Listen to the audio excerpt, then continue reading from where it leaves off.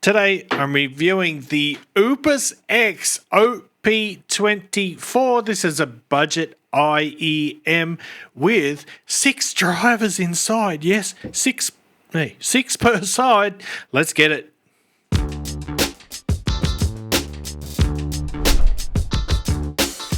What's cracking, audio fans? It's David here from Prime Audio Reviews, and ooopusX is a new brand that's just popped up on the scene out of nowhere. This is their debut product, the OP.24. It's coming in at a price of $49. And when you consider the price, $49, and you get 6 drivers inside, that's pretty outrageous. So there are 2 dynamic drivers and 4 balanced armatures inside. It comes with this cable, which is a nice quality cable, except for these stupid aggressively hooked ear hooks, which eventually made me end up swapping out this cable for one of my own, because like I've said so many times, sorry if I'm boring you with this if you already know this, but these aggressive ear hooks twist the IEMs in my ears, and it basically just ruins the fit. It compromises the stability of the fit. It keeps twisting them out of place. Most people should be fine, however, it's just my ears that seem to have a problem with these things. You do get 6 silicone ear tips, pretty good quality. That's nice to see on a budget IEM, but let's bring them in and have a look. So there they are. They've got this cyberpunk or mecha-inspired design, whites and greys and blacks with some subtle orange highlights there. You're either going to love the design or hate it. I think it looks pretty cool. Like, I don't worry too much about what an IEM looks like in my ears. Like, who cares? As long as you're having fun. But look, the big selling point with these ones, apart from that multi-driver count, is these dials here. So these actually have tuning dials instead of, instead of unscrewing tuning nozzles and screwing them back in and with risking losing them because they're so small and finicky. With this one, you just simply turn the dial and you can choose between 2 different sound modes. And there is a subtle difference in the 2 tuning modes. Like, one of them brings the lower mid-range forward a bit more. It gives the sound a little bit more body and fullness. That is basically the difference. In terms of overall tuning and sound signature, oh, by the way, before we get into the sound, sorry about that, let's talk about the build quality and the fit. So build quality is fine. They are plastic, but it's a good quality plastic. They don't feel too cheap or chintzy in the hands. But when it comes to fit, they're not great. Like, they are very comfortable, but they just don't sit securely in my ears, at least. That's why I've got these huge tips here on the side. These are the pen and liqueur ear tips, and they're super, super large, like double XL or triple XL. The reason I had to use these was just to get a nice stable fit. Otherwise, I found the IEMs kept sort of working their way out of my ears after a couple of minutes.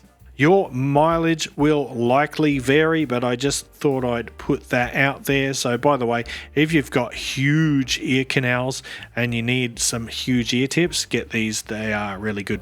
So yeah, basically the tuning is pretty close to the Harman 2019 in-ear target, and if you don't know what that means, it's a fairly balanced sound with a slightly enhanced bass, reasonably neutral mid-range, and a smooth top end. But anyway, let's dive deeper in. I'll throw up the graph here so you can have a look, get a better idea. So the sub bass is definitely boosted a little. It's boosted north of neutral.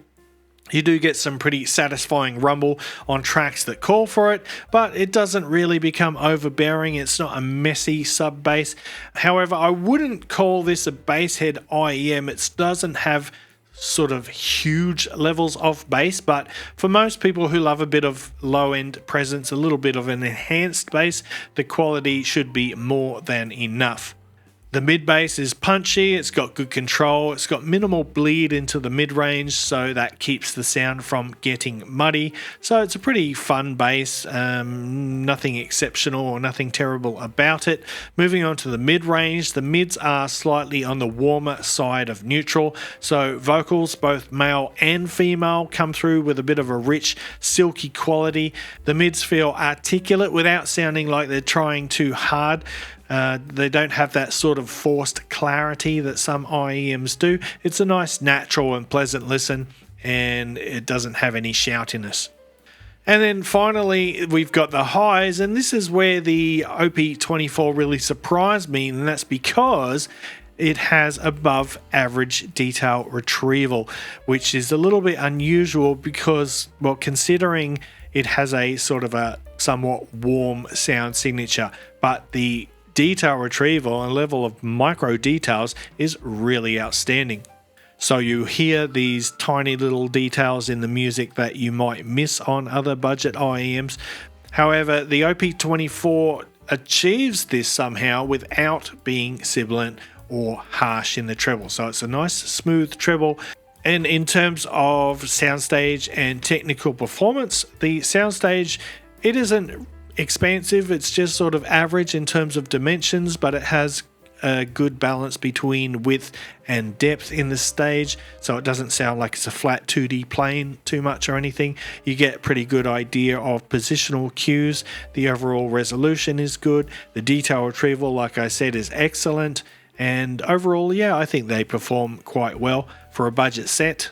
But let's now do a little comparison with one of the budget kings, being the KZ Krila. The Clean, as you can see there, has got significantly smaller shells. They are metal, whereas the OP.24 is all plastic. And these actually have quite a similar sound signature, pretty similar in tuning overall. The biggest difference would be the Clean is slightly smoother in the sort of upper mid-range and lower treble area. However, I just find that the Clean sounds a bit more refined, a bit more polished, if you will, somewhat a little bit more spacious despite having less detail. And on top of that, I also find them more comfortable and give me a better, more stable fit. So my pick would be the Clean there. Now, so let's sum up the OP.24. Who is it for? Look, honestly, they sound pretty decent. They sound almost as good as the KZ Clean. Pretty on par with anything else around that $50 price point. But I think for, the real reason that people might want to buy these is just for that aesthetic, that mecha-inspired design, which does look pretty cool and very original, very unique. So, yeah, I'm going to leave it up to you, and I'm going to wrap up the video there. So thanks for watching. If you liked it, give it a thumbs up, Pa Family Audiophile style. If you're new here, hit that subscribe button before you go. And until next time, I'll see you later.